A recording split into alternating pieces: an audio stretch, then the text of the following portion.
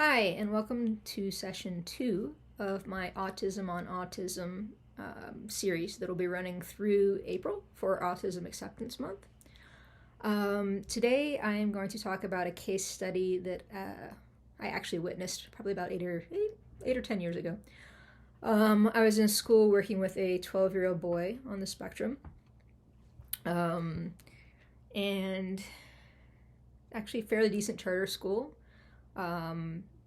Not a lot of bullying going on there, a lot of acceptance.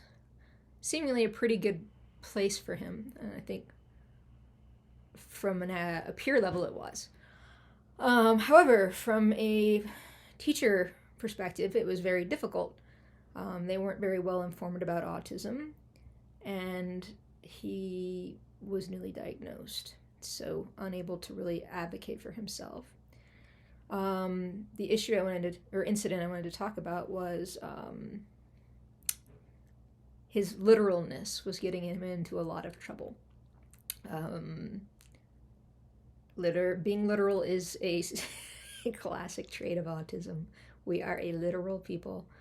But oftentimes, and this is true of things in my life too, it's seen as noncompliance or not taking someone seriously. And here's the example I wanted to reference. He'd been asked to, he and his math teacher specifically didn't get along very well, and he'd been asked by his math teacher to write a paragraph about why he thought it was okay to be disrespectful in class. And I found this out later. He'd written 2 sentences about it. Well, in English class, they were learning about paragraphs and structure, and they learned that a paragraph is a minimum of 2 sentences. So immediately, the math teacher thought he was being difficult, not taking the exercise seriously, and disrespecting her. When I came up, she had pulled him into the hallway. She had physically moved his shoulders to where he's forced to make eye contact with her, which is something that actually triggers a cortisol response in the body for those of us on the autism spectrum, and creates a fear response. Our visual cortex is wired into the amygdala of our brains, the fear center, differently than neurotypical people.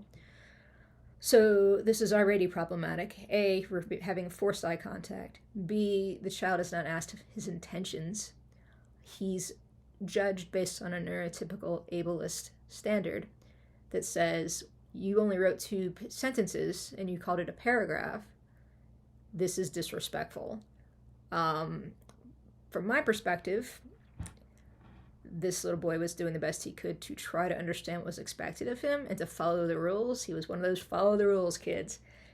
And the rule he knew was that 2 sentences made a paragraph. He didn't know why he was being disrespectful in class, because to him, it didn't seem like he was.